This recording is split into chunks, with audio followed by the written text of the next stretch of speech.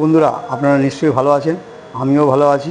আমি আজকে আপনাদের জন্য একটা নতুন ব্লগ নিয়ে হাজির হচ্ছি। সেটা হচ্ছে কাঁচরাপাড়া ডাকাত কালীবাড়ি। সেই মন্দিরের ভিডিওটা পুরোটা করব। আপনারা পুরো ভিডিওটা দেখবেন। দেখার পর আপনাদের কেমন লাগলো আপনারা কমেন্ট বক্সে লিখে জানাবেন। তার সাথে সাথে লাইক করবেন, শেয়ার করবেন বেশি বেশি করে।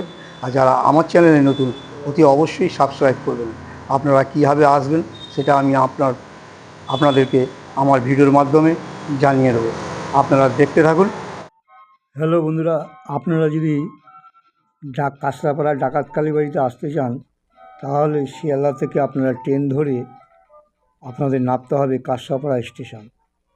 শিয়ালদা থেকে শান্তিপুর লোকাল, কল্যাণী, রানাঘাট, গেদে এই ধরনের ট্রেনগুলো আছে। আপনারা সেই সমস্ত ট্রেন ধরে চলে আসতে পারবেন কাঁচরাপাড়া স্টেশন। কাঁচরাপাড়া স্টেশনে নামার পর আপনাদের 3 নম্বর প্ল্যাটফর্ম থেকে বেরিয়ে বাইরে বেরোলে আপনারা পেয়ে যাবেন টোটো গাড়ি। আপনার থেকে ভাড়া নেবে 10 টাকা। আপনাকে কাঁচরাপাড়া ডাকাত কালীবাড়ি বললেই আপনাকে মন্দিরের সামনেই নামিয়ে দেবে। আপনি হেঁটেও যেতে পারবেন, মিনিট 4-5 লাগবে হেঁটে গেলে। ওয়াকিং ডিস্টেন্স আছে, কোনো অসুবিধা নেই, আপনি হেঁটে চলে যেতে পারবেন।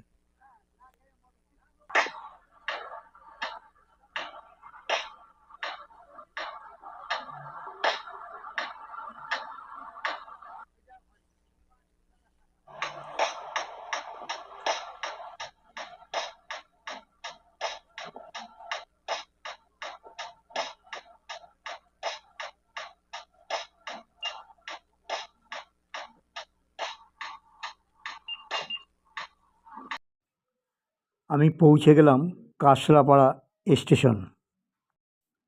এই যে জায়গাটা দেখছেন, এটা 3 নম্বর প্ল্যাটফর্ম থেকে নামার পর এইখান থেকে আপনাকে বেরোতে হবে। আপনাকে গাড়ি থামাবে 1 নম্বরে, তারপরে আপনি 3 নম্বরে এসেই বাইরে বেরোলেই টোটো পেয়ে যাবেন। আপনার কাছ থেকে ভাড়া নেবে 10 টাকা। ডাকাত কালীবাড়ি বললে আপনাকে ঠিক জায়গা মতো পৌঁছে দেবে। আপনি যদি মনে করেন হেঁটে যাবেন, মাত্র 4 থেকে 5 মিনিট লাগবে স্টেশন থেকে ডাকাত কালীবাড়ি মন্দির যেতে। আপনি হেঁটেও যেতে পারেন।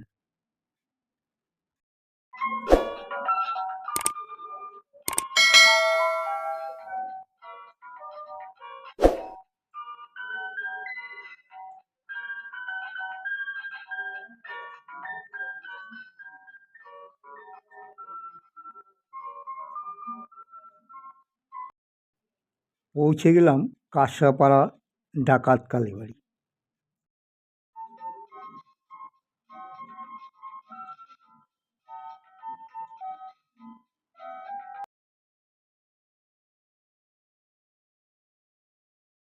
আমি আজকে এই ডাকাত কালীবাড়িতে এসেছি।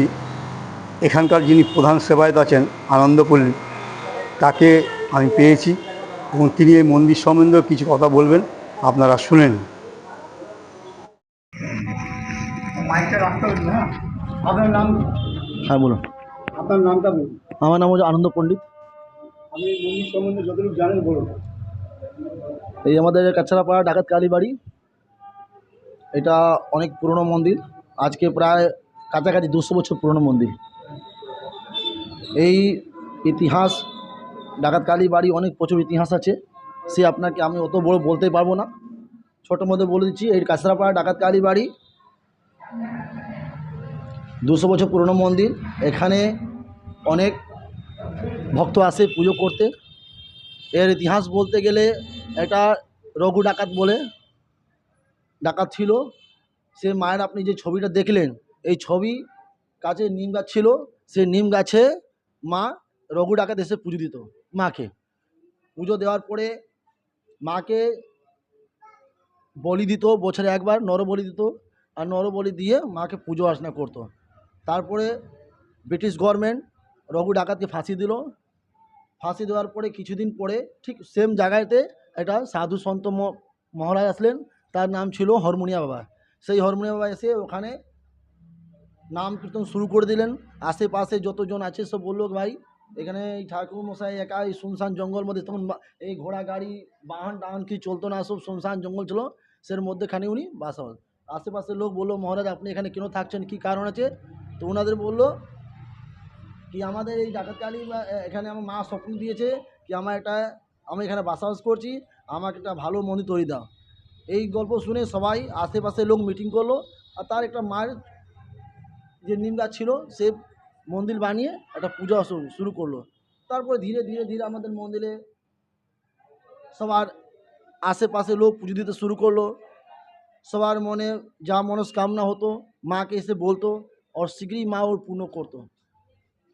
আর এখনও মায়ের উৎসব পুজো হয়, বছরে একবার মানুষ আমাদের উৎসব করি, পুজো করি। আর তারপরে আমাদের প্রত্যেক অমাবস্যায় ভোগ বিতরণ হয়, ভোগ পুজো হয়। আজকে যেমন আমাদের মন্দিরে পুজো অর্চনা করতে লোক এসে অমাবস্যা দিন বিকালবেলা সন্ধ্যাবেলা ভোগ অর্চনা হবে, পুজো টুজো হবে। এই চলছে আমাদের মন্দির। বাস আমাদের মন্দির কমিটি যুক্ত আছে, 3খানা ব্রাহ্মণ আছে, সবাই আছে। আপনি কি প্রধান সেবক? হ্যাঁ আপনি প্রধান হ্যাঁ, সেবক? আমি এই প্রধান পণ্ডিত।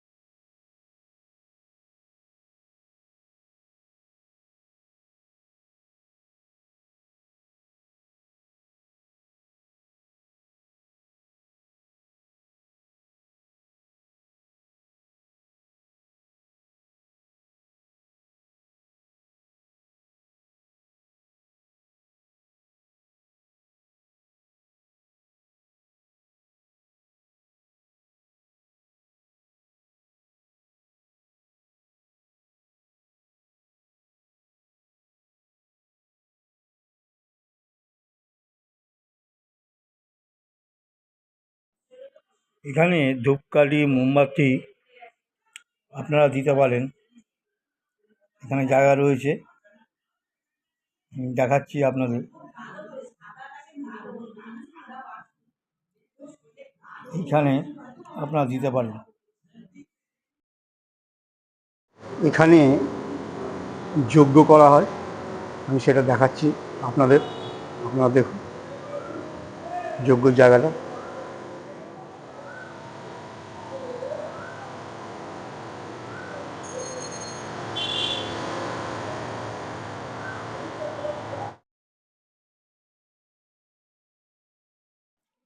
এখানে রয়েছে বজরংবলীর মন্দির।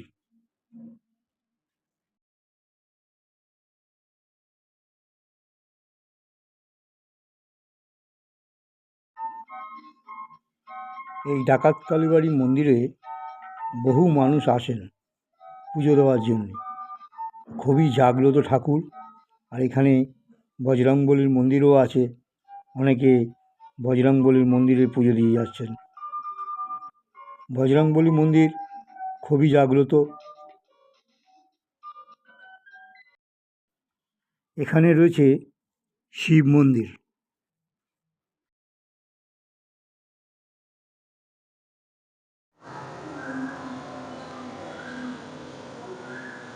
এই মন্দিরের ভিতরে অনেক শিবলিঙ্গ রয়েছে, এবং একটা সাইড দিয়ে দেখুন দেওয়ালে ঠিক পাথরের সব টালি বসানো রয়েছে মূর্তিগুলো, তার উপরে রয়েছে মূর্তি, নানা ধরনের বিগ্রহের মূর্তি এখানে এক লাইনে সাজানো রয়েছে। বহু মানুষ আসছেন এই শিব মন্দিরে পুজো দেওয়ার জন্য। খুবই জাগ্রত এই ডাকাত কালীবাড়ি, খুবই প্রাচীন মন্দির, প্রায় 200 বছরের উপরে এই ডাকাত কালীবাড়ি। অপরূপ সৌন্দর্যে ভরা এই ডাকাত কালীবাড়ি, কোলাহলের মধ্যেও শান্ত পরিবেশ।